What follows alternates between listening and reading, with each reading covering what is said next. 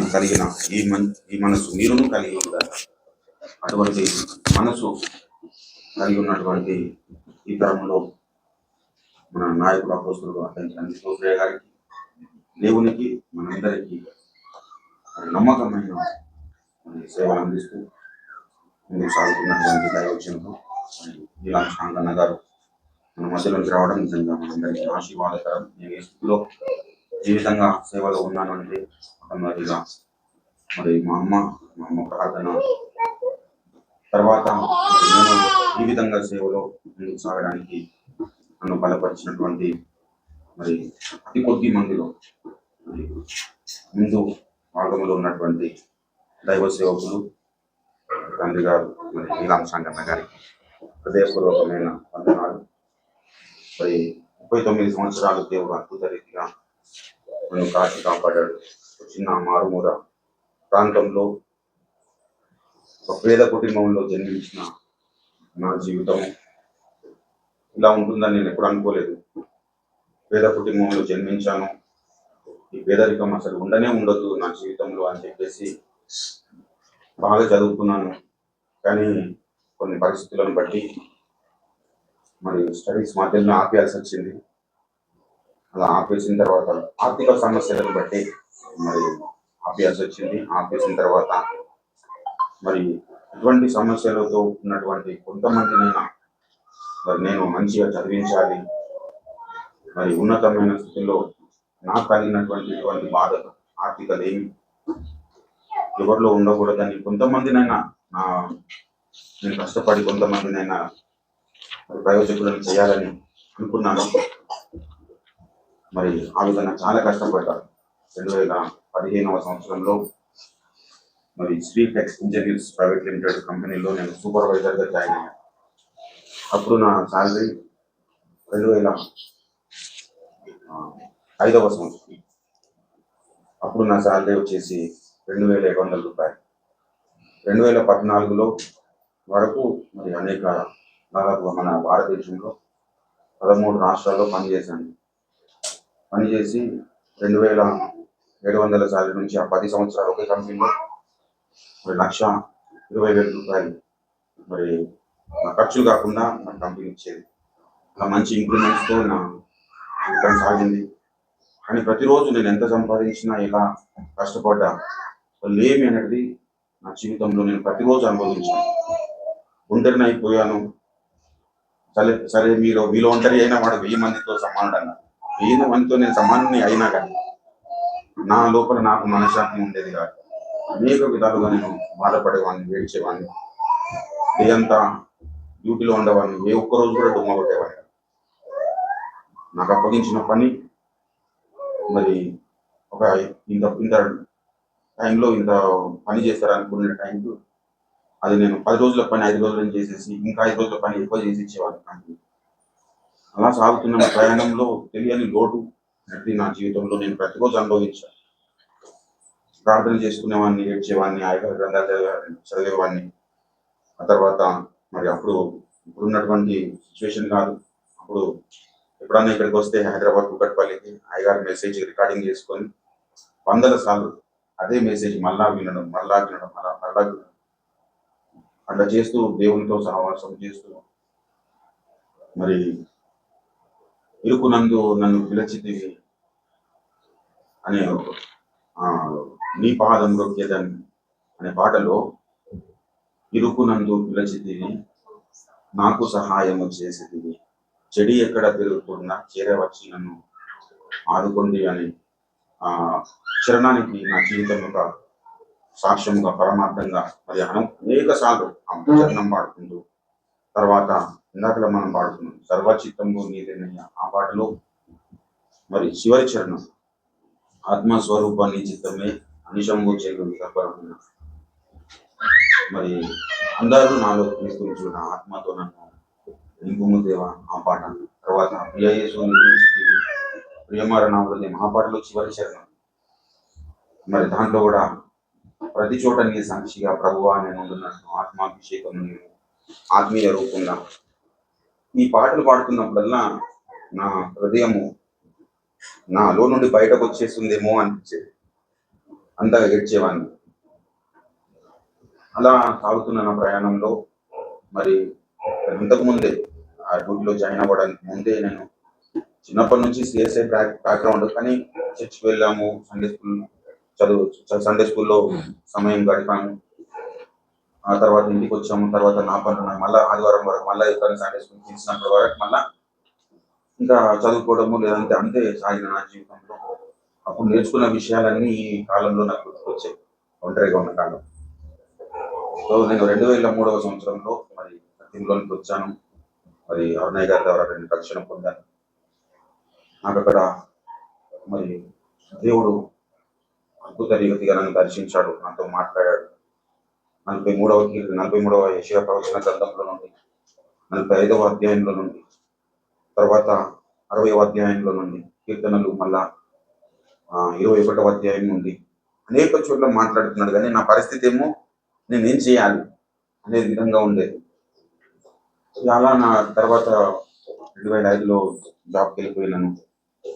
10 సంవత్సరాలు కష్టపడ్డాను. కానీ ఎటు చూసినా కానీ అన్ని విధాలుగా డబ్బు సంపాదిస్తున్నాను, చాలా మందికి హెల్ప్ఫుల్గా ఉన్నాను అనే తృప్తి ఒకటి మాత్రమే ఉంది. కానీ సంపూర్ణంగా నేను సంతోషించలేని పరిస్థితుల్లో మరి దేవుడు నన్ను మరలా దర్శించి మరి నేను నా మ్యారేజ్ అయినప్పుడు మరి ఫ్యామిలీతో ఇంకా షిఫ్ట్ అయిపోతే నా పరిస్థితి ఏంటి అనుకుంటున్న పరిస్థితిలో దేవుడు మరి నాకు అభిషేకానికి నన్ను సిద్ధపరిచి అభిషేకాన్ని తీసుకున్న తర్వాత సర్లే అక్కడ ఎక్కడన్నా సేవ చేసుకోవచ్చు, ఎక్కడన్నా ఉండొచ్చు అనుకున్నాను.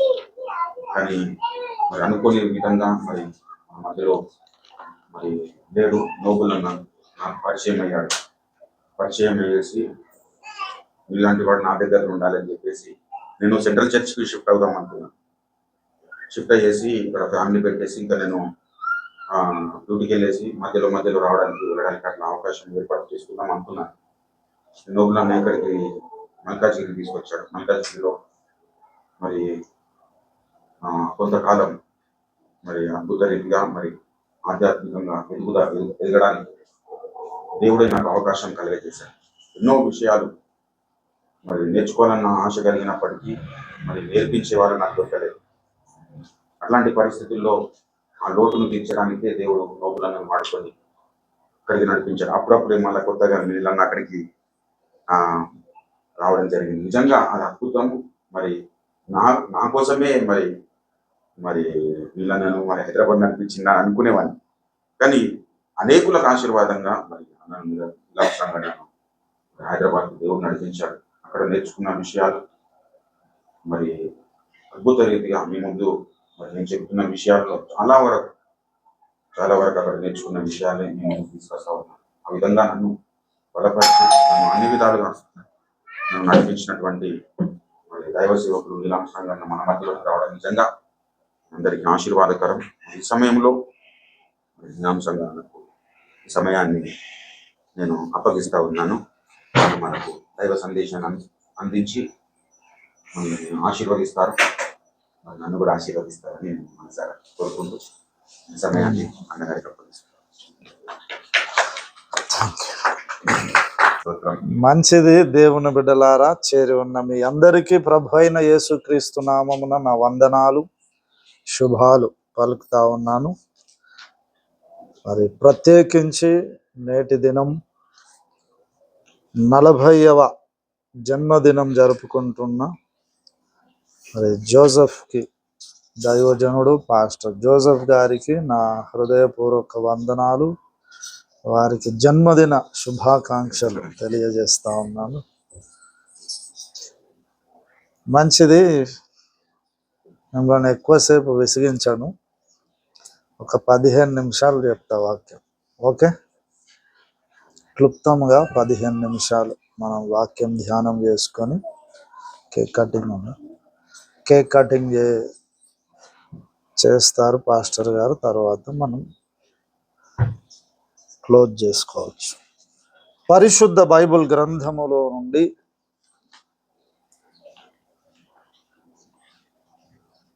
యోహాను సువార్త 3వ అధ్యాయము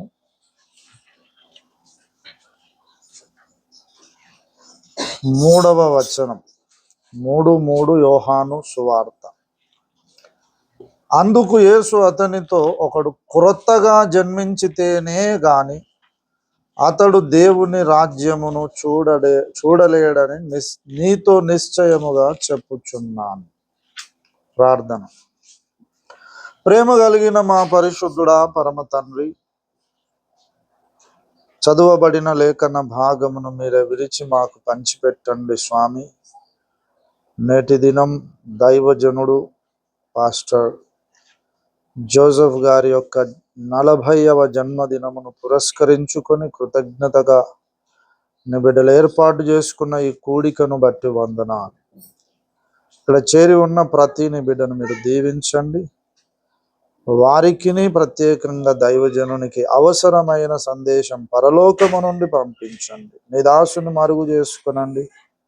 మీరు మాట్లాడి మహిమ పొందుమని యేసునామమున వేడుచున్నాం తండ్రి, ఆమెన్. దేవుని బిడ్డలారా, మనం చదువుకున్న ఈ లేఖన భాగం మనందరికీ బాగా పరిచితమైన లేఖనమే. నికోదేము అనే యూదుల ధర్మశాస్త్రోపదేశకునితో యేసయ్య పలికిన మాటలవి. నికోదేము యేసయ్య దగ్గరికి వచ్చాడు. యేసయ్యను మెచ్చుకున్నాడు. నువ్వు దేవుని యొద్ద నుండి పంపబడ్డావు అని మాకు అర్థమైంది. దేవుడు అతనికి తోడై ఉంటే తప్ప నీవు చేస్తున్న ఈ కార్యాలు ఎవరు చెయ్యలేరు అని యేసయ్యను పొగుడుతూ ఉంటే యేసయ్య చెప్పాడు, ఒకడు క్రొత్తగా జన్మించితేనే గాని దేవుని రాజ్యమును చూడలేడు. ప్రవేశించే సంగతి తర్వాత, చూడడం కూడా కుదరదు. మళ్ళీ ఆ తర్వాత 5వ వచనములో, ఒకడు నీటి మూలముగాను ఆత్మ మూలముగాను జన్మించితేనే గాని దేవుని రాజ్యములో ప్రవేశింపలేడని నీతో నిశ్చయముగా చెప్పొచ్చు.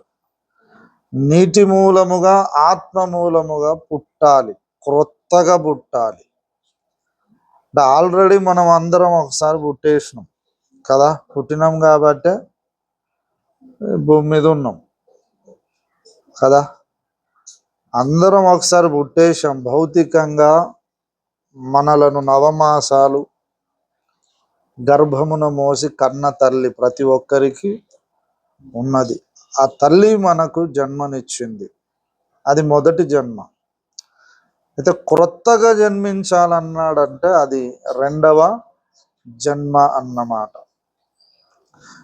క్రొత్తగా జన్మించకపోతే మనం దేవుని రాజ్యాన్ని చూడలేము, దేవుని రాజ్యములో ప్రవేశించలేము. దేవుని రాజ్యము అంటే పరలోక రాజ్యం. సమీప భవిష్యత్తులో ఈ లోకాన్ని మనం వదిలి పరలోకానికి పోయే టైం దగ్గర పడుతుంది. యేసు ప్రభుల వారు 2వ రాకడలో రాబోతున్నాడు, వస్తాడు. ఇది అనివార్యమైన సంఘటన. నేను మళ్ళీ వచ్చి నా తండ్రి ఇంట నాతో పాటు మీరు కూడా ఉండునట్లు మిమ్మలను తీసుకొని వెళుతానని యోహాను 14వ అధ్యాయంలో చెప్పాడు. నా తండ్రి ఇంట అనేక నివాసములు కలవు, నేను మీకు స్థలము సిద్ధపరచ వెళ్ళుచున్నాను. స్థలము సిద్ధపరుస్తున్నాడు యేసయ్య పరలోకంలో మన కోసం. అయితే 2వ రాకడలో వచ్చినప్పుడు ఆ పరలోక రాజ్యములో తండ్రి దగ్గరికి వెళ్ళాలి. తండ్రి ఇంటికి మనము చేరాలంటే మనము క్రొత్తగా జన్మించి ఉండాలి.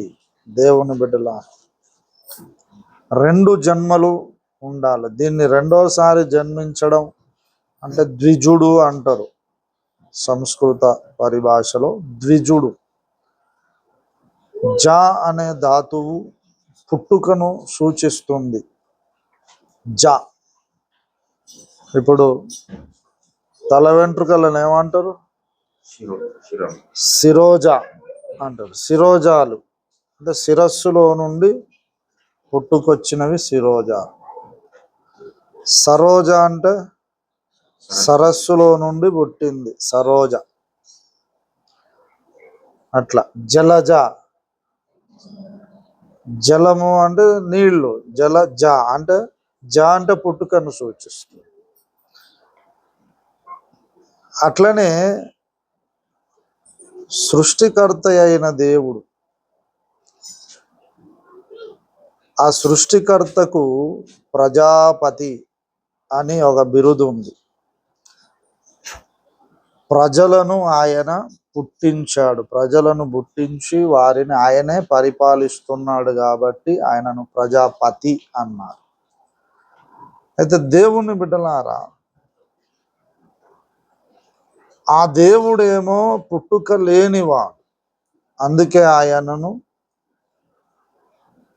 వేదాలలో ఒక మేక పిల్లతో పోల్చారు, గొర్రె పిల్లతో బైబిల్ పోల్చింది. యేసయ్యను గొర్రె పిల్ల అని పిలిచింది కదా. గొర్రె పిల్ల, ఇదిగో లోక పాపములు మోసుకొని పోవు దేవుని గొర్రె పిల్ల అని యోహాను సువార్త 1వ అధ్యాయం 29లో యోహాను యేసయ్యను పిలిచాడు, బాప్తిస్మమిచ్చు యోహాను. ఆయన అజా, ఆయనకు సాదృశ్యముగా తీసుకున్న మేకకు అజా మేధం అని ఒక యజ్ఞము గురించి చెప్పబడ్డది వేదాల్లో. సృష్టికర్త మనందరి పాపాలను తన మీదికి స్వీకరించి మన జన్మ కర్మ పాపముల నుండి మనలను విమోచించడానికి ఆయన భూమి మీద పుట్టాడు. అయితే ఆయన సాదృశ్యముగా ఎందుకు పుట్టాడు ఆయన అంటే, సాదృశ్యముగా ఆ యజ్ఞములో చెప్పబడ్డది బలి కావడానికి.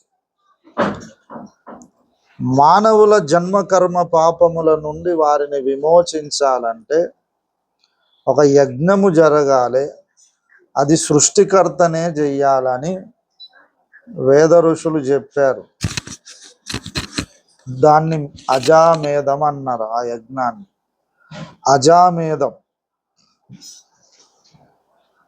అజామేధం అని ఒకటి పెట్టారు.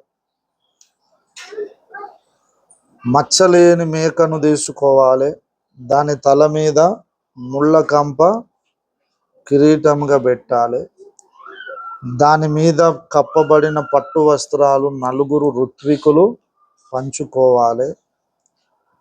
ఆ మేకను ఒక చెక్క మొద్దుకు 4 కాళ్ళల్లో చీలలు మేకులతో దిగగొట్టాలి.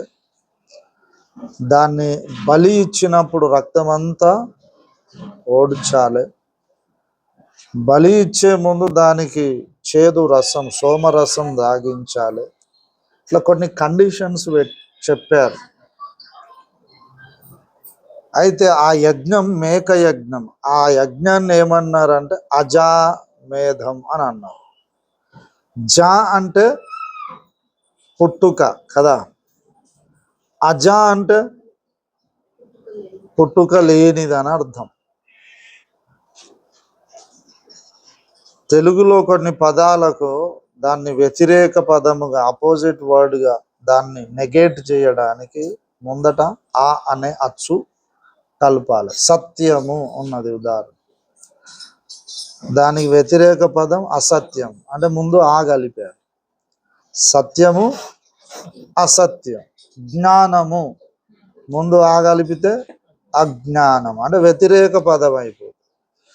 జా అంటే పుట్టుక కదా, ముందు ఆ కలిపారు. అజా అంటే పుట్టుక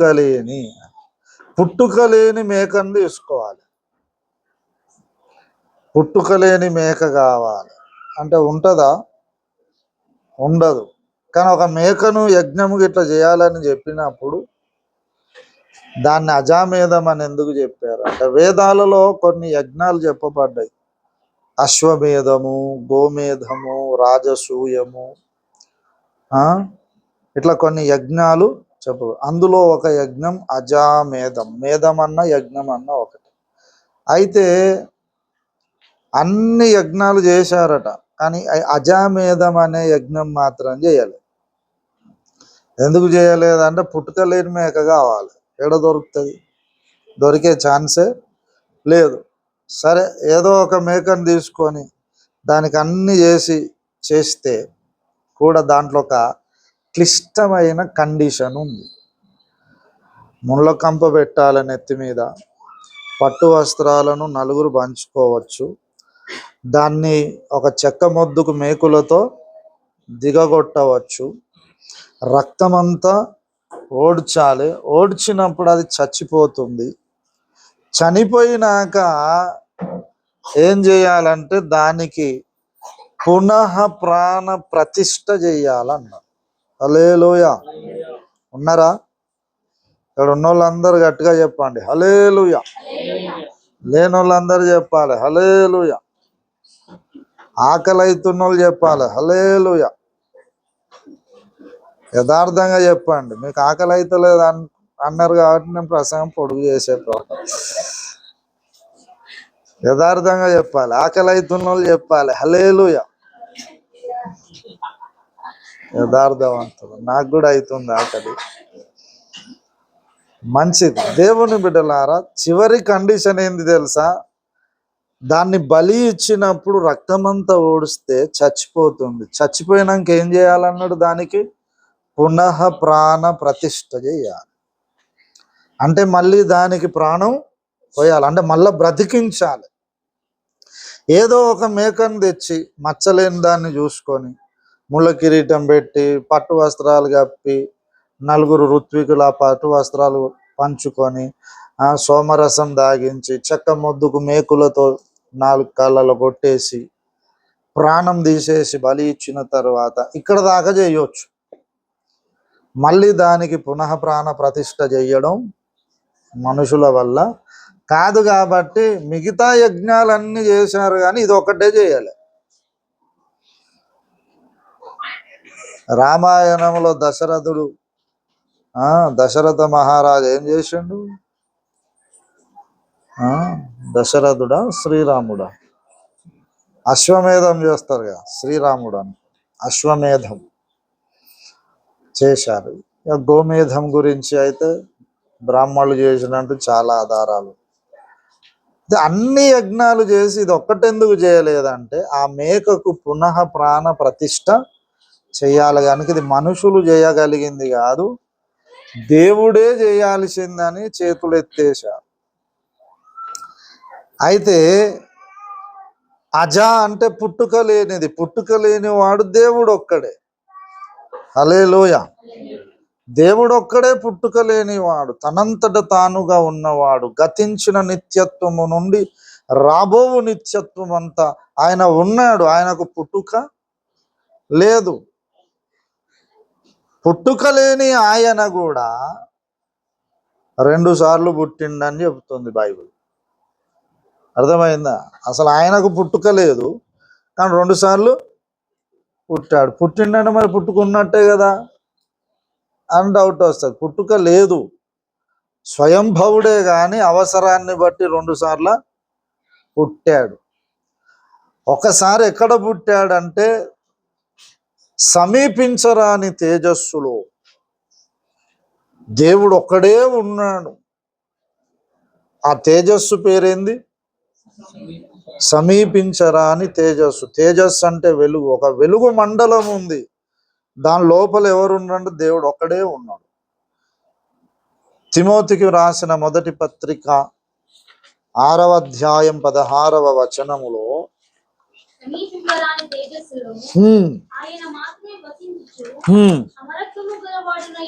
ఆయన మాత్రమే వసించుచు అమరత్వము గలవాడై ఉన్నాడు.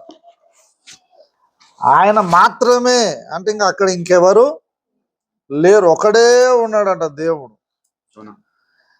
అయితే యోహాను సువార్త 1వ అధ్యాయం 1వ వచనం ఏం చెబుతుంది?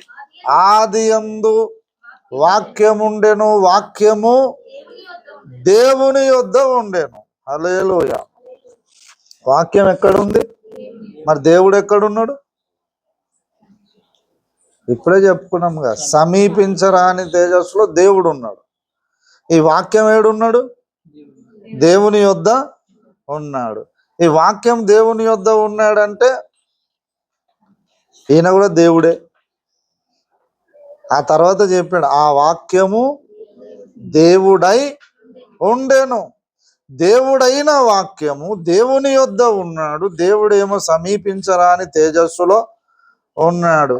అయితే ఆ తేజస్సులో ఆయన మాత్రమే వసించుచూ ఉన్నాడు అని అన్నాడంటే మరి ఈయన కూడా ఉన్నాడంటే ఈయన కూడా దేవుడే అని అర్థం. హల్లెలూయా. అంటే దేవునిలో ఒక భాగముగా దేవునిలోనే మమేకమై ఉండే. అర్థమైందా? ఒకానొక ఘట్టములో ఒక్కడుగా ఉన్న ఆ దేవుడు, ఆ సమీపించరాని తేజస్సులో ఉన్న ఆ దేవుడు ఒకానొక ఘట్టములో తన కోసం కొందరు వ్యక్తులను సృష్టించాలనుకున్నాడు.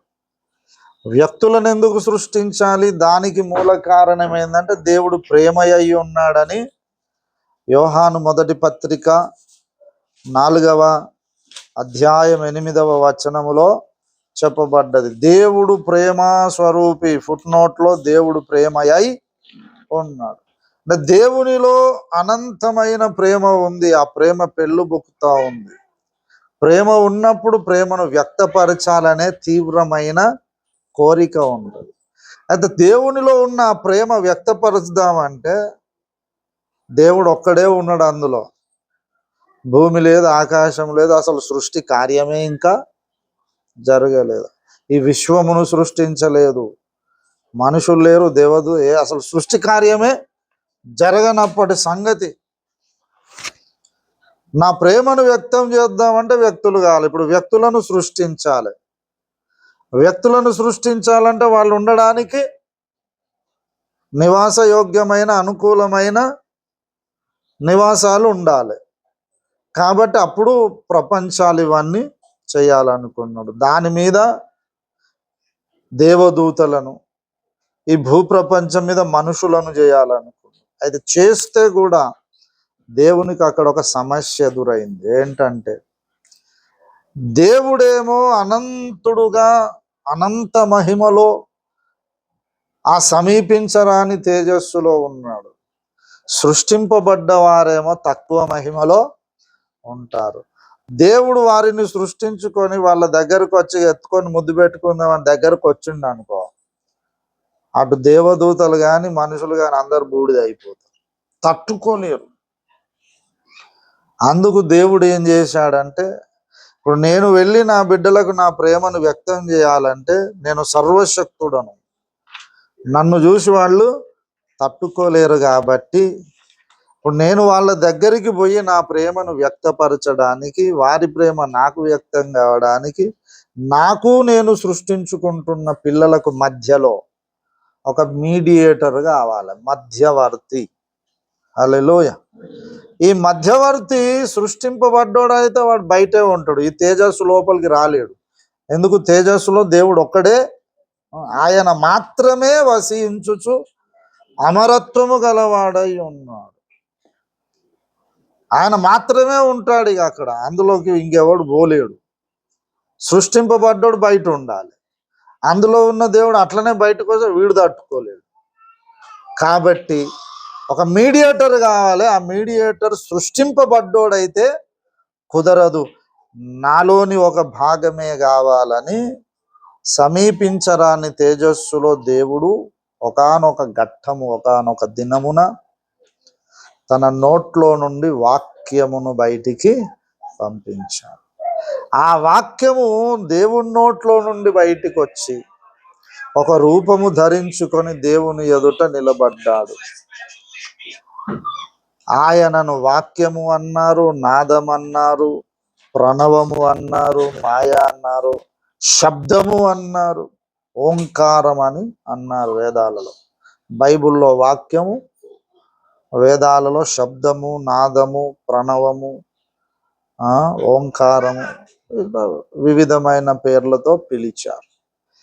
ఇప్పుడు దేవునిలో నుండి బయటికి వచ్చిన ఈ వాక్యం, దేవునిలో నుండి బయటకు వచ్చాడుగా, స్వతంత్ర వ్యక్తిగా వచ్చినందుకు ఇప్పుడు ఈయనకు కుమారుడు అనే బిరుదు వచ్చింది. హల్లెలూయా. ఎవరిలో నుండి బయటకు వచ్చిన? ఆయనకేమో తండ్రి అని, ఈయనకేమో కుమారుడు అని బిరుదు వచ్చింది, పేరు. కుమారుడు అని ఎందుకు పేరు పెట్టాడు? అంటే మనకు అర్థం కావడానికి, మనకు దేవుడు అర్థం కావాలంటే ఏం చేయాలా? మొదటి అధ్యాయం 20వ వచనం, రోమా 1:20లో ఆయన అదృశ్య లక్షణములు అనగా ఆయన నిత్య శక్తియు దేవత్వమును జగదుత్పత్తి మొదలుకొని సృష్టింపబడిన వస్తువులను ఆలోచించుట వలన తేటపడుచున్నది. హల్లెలూయా. దేవుడు అదృశ్యుడు, ఆయన మనకు అర్థం కావాలంటే సృష్టింపబడిన వస్తువులను ఆలోచన చేయండి. మనుషులు దేవుడు సృష్టి. హల్లెలూయా. ఉన్నారా ఇక్కడనే? కిచెన్లకి అయితే పోతలేరుగా, కిచెన్ బయట ఉన్నదండి బయట ఉన్నదా? ప్రస్తుతానికి. అయిపోయింది, ఇంకొక 2-3 నిమిషాలు. హల్లెలూయా. మనిషి దేవుడే సృష్టించాడు. ఇప్పుడు నేను పుట్టక ముందు ఏడున్నా? మా అమ్మ గర్భములో 9 నెలలు ఉన్నా కదా. ఎవరైనా కూడా అదే ప్రాసెస్. పుట్టిన వాళ్ళందరూ 9 నెలలు తల్లి గర్భములు ఉన్నాం.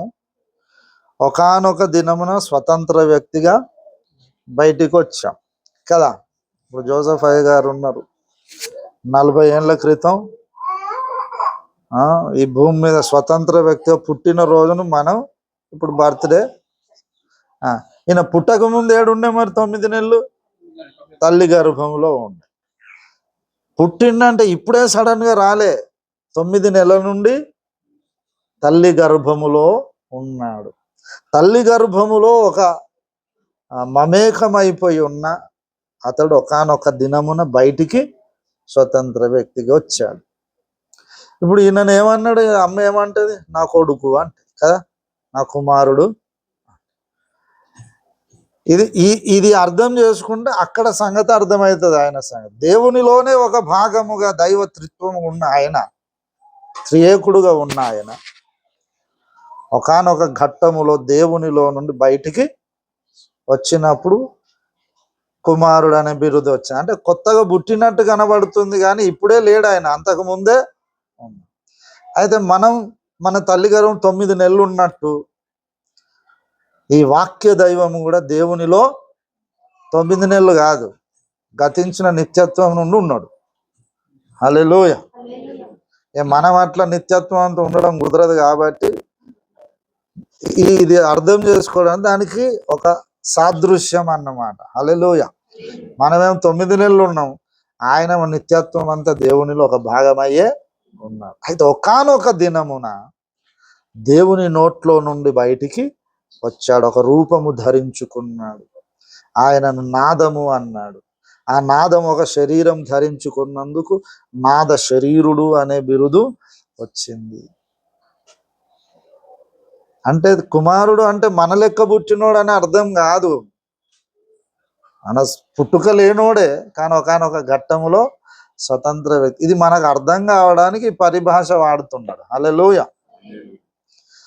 అంటే అక్కడ ఆయన ఒకసారి సమీపించరాని తేజస్సులో మొదట ఒకసారి పుట్టాడు. ఆయనకు పుట్టుకలేదు కానీ పుట్టాల్సి వచ్చింది. ఎందుకు పుట్టాల్సి వచ్చింది అంటే ఇప్పుడు సృష్టి కార్యం చేసి వ్యక్తులను సృష్టించి వాళ్ళ దగ్గరికి తన ప్రేమను వ్యక్తం చేయడానికి దేవునికి మనకు మధ్యలో ఈయన మీడియేటర్గా వచ్చాడు. మీడియేటర్గా వచ్చాడంటే మళ్ళీ ఈయన ఇంకొక ఆయన అర్థం కాదు. అందుకే అంటాడు, దేవుడు ఒక్కడే, దేవునికి నరులకును మధ్యవర్తి ఒక్కడే, ఆయన క్రీస్తు యేసను నరుడు. మధ్యవర్తి కదా. మధ్యవర్తి అనేది కూడా ఆయన బిరుదే. ఇప్పుడు మీరు గలతీ పత్రికలోనికి రండి. గలతీ పత్రిక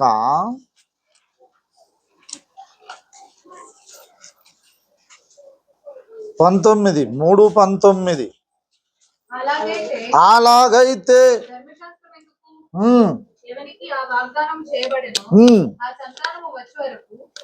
ఆ సంతానము వచ్చు వరకు అది అతిక్రమములను బట్టి దానికి తరువాత ఇయ్యబడెను. అది ధర్మశాస్త్రమట మధ్యవర్తి చేత దేవదూతల ద్వారా నియమింపబడెను. మధ్యవర్తి ఒకనికి మధ్యవర్తి కాడు గాని దేవుడు ఒక్కడే. చాలు చాలు. ధర్మశాస్త్రము సీనాయి కొండ మీద తెచ్చిచ్చిన ఆయన ఎవరు? మోషేకు దేవుడు. ఆయన ఎవరు? యేసయ్య. దాకా చూసాం కదా, దేవుడు ఒక్కడే, దేవునికి నరునికి మధ్యవర్తి ఒక్కడే, ఆయన క్రీస్తు యేసు అను నరుడు. కనుక ఇక్కడ మధ్యవర్తి అంటే క్రీస్తు యేసు గురించి చెప్తున్నాడు. ఆయన భూమి మీద పుట్టక ముందే ఉన్నాడు, సీనాయి కొండ మీద ధర్మశాస్త్రం తెచ్చిచ్చాడు. అయితే ఆ మధ్యవర్తిని గురించి మాకు గుర్తు చేసి అంటున్నాడు. ఇప్పుడు మధ్యవర్తి వచ్చిండంటే మళ్ళీ ఇద్దరు దేవుళ్ళ లెక్క కనబడుతుంది కదా పిక్చర్. అందుకే అన్నాడు మధ్యవర్తి ఒకనికి మధ్యవర్తి కాదు కానీ దేవుడు ఒకడే. హల్లెలూయా. ఒకడా ఇద్దరా అంటే ఒకడే. మరి ఇద్దరు ఎందుకు కనబడుతున్నారు అంటే ఈ సమస్య పరిష్కారం కొరకు ఆయన మధ్యవర్తిగా ఒక్కడై ఉన్న ఆయనలో నుండి ఒక స్వతంత్ర వ్యక్తిగా ఈయన మళ్ళీ బయటికి వచ్చాడు. కాబట్టి ఇద్దరు దేవుళ్ళు అనొద్దు, ఇద్దరు కలిసి మళ్ళీ ఒకటే దేవుడు. ఒకటే దేవుడు అంటే మళ్ళీ పర్సనాలిటీలు మాత్రం రెండు ఉంటాయి. హల్లెలూయా. ఇద్దరు అంటావు మళ్ళీ ఒకడు అంటావు. వాట్ ఈస్ దిస్ వంకాయ పులుసు? నీకేం తెలుసు నిమ్మకాయ పులుసు? నాకు తెలుసు నారింజ పులుసు సంగతి. అందుకే నారింజ సంతరా పండు సంగతి ఆలోచన చేయాలి. హల్లెలూయా. సంతరా పండు దాన్ని వైపు తొక్కవలసినాం అనుకో, లోపల మళ్ళీ పల్సని పొరలతో కప్పట తొనలు వెళ్తాయి కదా. 10 తొనలు తీసి టేబుల్ మీద పెట్టి లెక్క పెట్టి 1 2 3 10 లెక్క పెట్టి 10 ఆరెంజ్ ఫ్రూట్స్ అంటే నేను ఒప్పుకుంటారా? మీరు 10 కనబడుతున్నాయి లేదా విడివిడిగా? ఊహించుకోండి అమ్మ, ఎక్కడున్నాయి సారా అని ఇప్పుడు అడగకండి. మీ మనోనేత్రాల ముందు అట్లా మనస్సు పెట్టండి. 10 సంతరా పండు తొనలు ఉన్నాయి. 10 సంతరా పండ్లు అంటాను నేను, ఒప్పుకుంటారా? ఒప్పుకోరు. 10 కలిసి ఒకటే ఫ్రూట్. దేవుడు కూడా అట్లనే ఉన్నాడు. దేవుడు ఒక్కడే. ఆయన లోపల 3 భాగాలు ఉన్నాయి. తండ్రి ఒక ఆయన, కుమారుడు ఇంకొక ఆయన, పరిశుద్ధ. ఈ 3 తొనల బత్తాయి పండులు అంటాడు అన్నట్టు దేవుడు. ఈ బత్తాయి పండ్లోనేమో ఆరెంజ్ ఫ్రూట్లో 10 ఉంటాయి, కొన్ని 11 ఉంటాయి. కానీ దేవుడు అనే బత్తాయి పండులో ఎన్ని తొనలు ఉన్నాయి? 3 తొనలు ఉన్నాయి. 3 దేవుళ్ళు కాదు.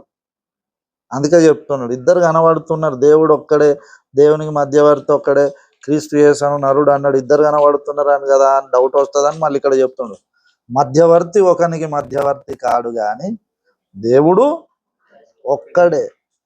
ఈ పిక్చర్ ఎందుకు వచ్చింది అంటే సృష్టించినప్పుడు వారి దగ్గరికి ఆ దేవుడు అట్లనే వస్తే ఆ మహిమను తట్టుకోలేక చచ్చిపోతాం. కాబట్టి దేవుడు తన మహిమ అంతస్తును తగ్గించుకొని తాను సృష్టించుకున్న పిల్లల దగ్గరికి వారు తట్టుకొనగలిగిన మహిమకు తన అంతస్తు తగ్గించుకొని వచ్చిండు. హల్లెలూయా.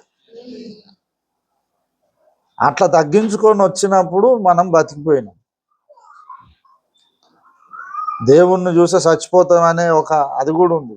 దేవుడే చెప్పిండు ఏ నరుడును నా ముఖము చూస్తే బ్రతుకడు అంటాడు మోషేతో కదా. మళ్ళా మోషే గురించి ఏమన్నాడు?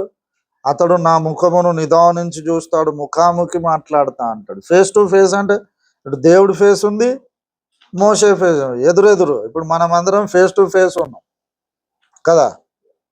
మరి ఫేస్ టు ఫేస్ చూసినప్పుడు చచ్చిపోలే. ఇంకోసారి ఏమో నా వీపే చూడాలను, ముఖం చూసి బ్రతకడు ఏ నరుడు అన్నాడు. ఏంది ఇది అంటే ఫేస్ టు ఫేస్ చూసినప్పుడు మహిమ అంతా తగ్గించుకొని వచ్చిండు. అందుకే నాకేం కాలే. అయితే అదే అలవాటు ప్రకారం ఇప్పుడు మళ్ళీ అడిగిండు, ప్రభు నేను నిన్ను చూడాలంటే అప్పుడు ఏమన్నాడు? నేను నరుడు నన్ను చూస్తే బ్రతుకడు అంటాడు. ఒకసారి మీరు నిర్గమకాండములోనికి రండి. నిర్గమకాండం 33వ అధ్యాయం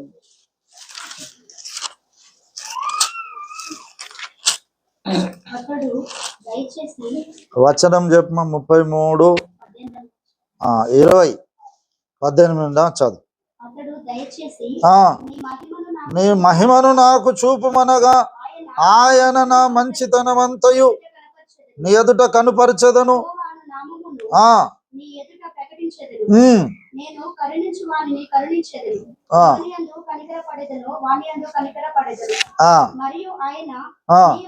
నీవు నా ముఖము చూడజాలవు, ఏ నరుడును నన్ను చూసి బ్రతుకనేరడు. ఇప్పుడేమంటున్నాడు? ఏ నరుడు నన్ను చూసి బ్రతుకనేరడు అంట.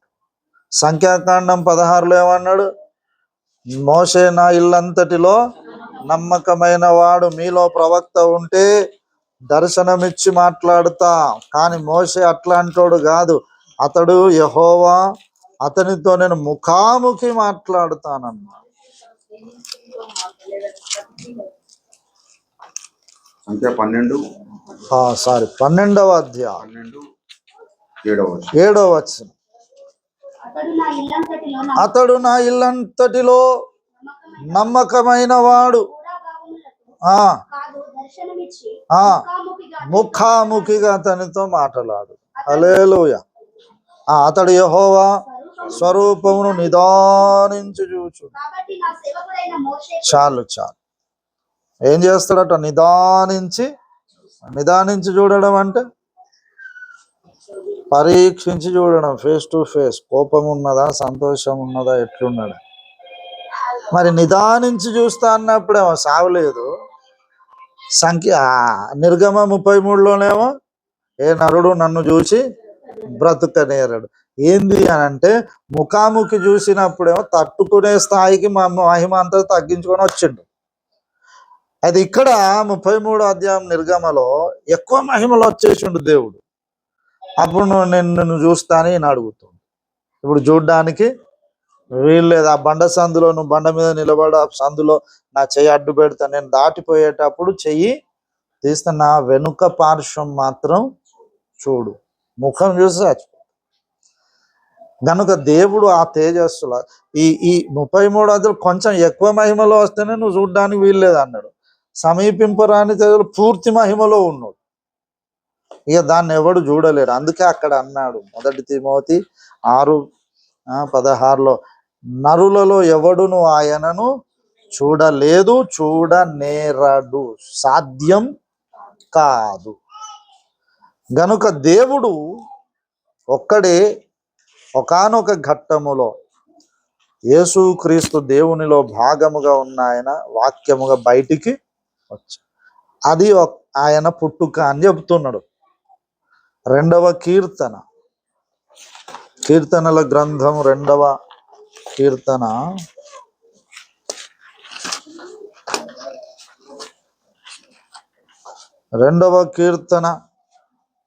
7వ వచనం. కట్టడలను నేను వివరించదను, యెహోవా నాకు ఇలాగ సెలవిచ్చెను, నీవు నా కుమారుడవు, నేడు నిన్ను కనియున్నాను. హల్లెలూయా.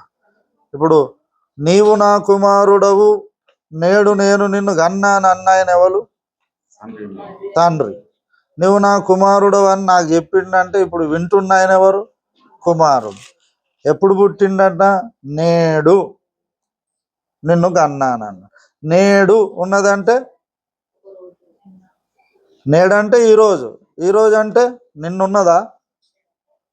ఉండదా? రేపు ఉంటుందా? ఉంటుంది. అంటే నేడు అంటే ఈరోజు కన్నానంటే దానికి ముందు కొన్ని రోజులు ఉన్నాయి. ఎన్ని రోజులు మనకు తెలియదు. తర్వాత కూడా అంటే దేవుడికి కూడా సమీపించరాని తేజలో దినముల లెక్క ఉంది. దాని పొడుగు ఎంతో మనకు తెలియదు. వాటిని దేవతా దినములు అంటారు, దేవుని దినములు.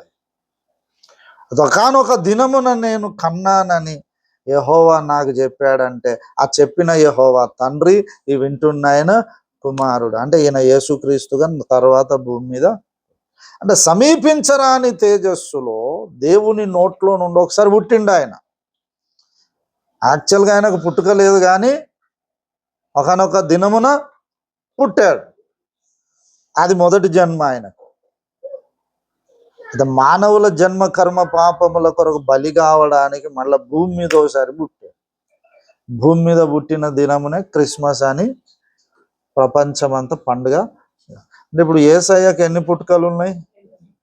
రెండు. ఒకటేమో సమీపించరాని తేజస్సు లోపల పుట్టాడు, ఇంకోసారి భూమి మీద బెత్లెహేము పట్టణములో కన్య మరియ గర్భము గుండా ఒకసారి పుట్టాడు. అంటే రెండు పుట్టుకలు ఉన్నాయి ఆయన. అందుకే వేదాలలో ఆయనను గురించి చెప్పబడ్డది. ఆయనను అగ్ని అని పిలిచారు వేద ఋషులు. ప్రజాపతికి కొన్ని బిరుదులు ఉన్నాయి, అగ్ని అని, వాయువు అని, బంధువు అని, అన్నము అని, రకరకాలు. అందులో ఒకటి అగ్ని. అగ్ని సామవేదములో వేద ఋషులు చెబుతా ఉంటారు, అగ్ని పరమగు నీ జన్మమును సేవించుచున్నాము, నీ భూలోకపు జన్మను స్తుతులతో సేవించుచున్నాము. అగ్ని రెండు జన్మములు గలవాడని చెప్పబడ్డ. దేవతల యందు అమృత రూపమున, మానవుల యందు మర్త్య రూపమును ఉన్నాడు. దేవతలందు ఏం రూపం అట? అమృత రూపం. అమృత రూపం అంటే, అమృతం అంటే అదేందో తాగే పాయసం లెక్క అనుకున్నాడు. అమృతం అంటే ఏదో తెలుసా? మృతం అంటే ఏంది? మరణం. మృతం అంటే, అమృతం అంటే అంతే. జ అంటే పుట్టుక, అజ అంటే పుట్టుక లేనిది కదా. అట్లనే మృతం అంటే మరణం, అమృతం అంటే మరణము లేని రూపం అక్కడ ఉంది పరలోకము. భూమి మీద ఏం రూపం అంటే మర్త్య రూపమున ఉన్నాడు. మర్త్య రూపం అంటే మరణమునకు లోనగునటువంటి రూపం. ఈ రూపం ధరించుకొని భూమి మీద ఒకసారి పుట్టాడు. ఎందుకంటే ఈయన మరణించాలి, మరణించి యజ్ఞమై సమాధి చేయబడి మూడవ దినమున మరణం గెలిచి లేస్తే మానవుల జన్మ కర్మ పాపములు నుండి వారికి విడుదల కలుగుతుంది. వేదాలలో చెప్పబడ్డ ఈ ప్రవచనాలు, అలాగే ఇందాక అజామేధం అని చెప్పుకున్నాం కదా, ఆ మేకకు లాస్ట్కి ఏం చేయాలి? పునః ప్రాణ ప్రతిష్ఠ చెయ్యాలి. అక్కడ మరణం లేదు ఆయనకు. అందుకే మరణమునకు లోనగునటువంటి ఒక రూపం కావాలంటే మనిషిగా పుట్టాలి. 2 సార్లు ఆయన పుట్టాడు. మనం ఒకసారి పుట్టినాం. అయితే పరలోకానికి పోవాలంటే మనం కూడా రెండోసారి పుట్టాలి. అర్థమైందా? ఈ రెండో పుట్టుకని ఏమంటే ద్విజుడు అంటారు. జ అంటే పుట్టుక, ద్విజుడు, ద్వి అంటే రెండోసారి, ద్విజుడు అంటే రెండోసారి పుట్టాలి. రెండోసారి పుట్టిన వాళ్ళకే పరలోక రాజ్యములో ప్రవేశం ఉంటుంది. మరి దేవుని బిడ్డలారా, నేనైతే పుట్టిన, అయ్యగారు కూడా పుట్టిండు రెండోసారి. మీలో కూడా చాలామంది రెండోసారి పుట్టారు. రెండోసారి పుట్టడం అంటే ఎట్లా? యేసయ్యను సొంత రక్షకుడుగా స్వీకరించి, ఆయనను ప్రభువుగా అంగీకరించి, పాపాలు ఒప్పుకొని బాప్తిస్మము పొందుట ద్వారా ఒకడు క్రొత్తగా, ఆయన 2 సార్లు పుట్టాడు, మీరు కూడా రెండోసారి పుట్టంటారా అని చెప్తున్నాడు. హల్లెలూయ. 2 జన్మలు మనం కూడా పొందాలి. కనుక ఈరోజు పాస్టర్ గారిది మొదటి జన్మదిన కదా, మొదటి జన్మనే సెలబ్రేట్ చేస్తున్నాం కదా. అయితే రెండోసారి జన్మించితేనే ఈ మొదటి జన్మకి ఏమన్నా సార్థకం ఉంటుంది. అర్థమైందా? రెండోసారి జన్మించలేదు అనుకో, ఎటు పోతాడు? నరకానికి పోతాడు కదా. నరకానికి పోయేటోడు కేక్ కోస్తేంది, కోయకపోతేంది, బిర్యానీ తింటేంది, తినకపోతే ఎట్ట నరకానికే పోయేటోడు కదా. ఆయన లైఫ్కి ఒక విలువ ఎప్పుడు వస్తుంది? రెండోసారి పుడితేనే, లేకపోతే నరకానికి పోతాడు. నరకానికి పోయేటోడు బిర్యానీ తిన్న ఒకటే, పచ్చిపులు తిన్న ఒకటే కదా. నరకానికి పోయేటోడు ఏం తింటే, కార్లో తిరిగిన ఒకటే, నడుచుకుంటూ తిరిగిన ఒకటే, బంగ్లో ఉన్న ఒకటే, లేకున్నా ఒకటే, యూఫామ్ బెడ్ మీద ఉన్న ఒకటే, కింద సాప మీద ఉన్న ఒకటే. అట్లనే క్రొత్త జన్మ అనుభవము. ద్విజుడు కానోడు ఎన్ని బర్త్డేలు చేసుకున్నా వేస్ట్. కానీ ఇప్పుడు అయ్యగారు 40వ బర్త్డే చేస్తున్నాడు, ఇది వేస్ట్ కాదు. ఎందుకంటే ఆయన ద్విజుడు అయింది. హల్లెలూయ. ద్విజులైన వాళ్ళే బర్త్డేలు చేసుకోండి, లేకపోతే నరకానికి పోయేటానికి ఎందుకు ఇవన్నీ?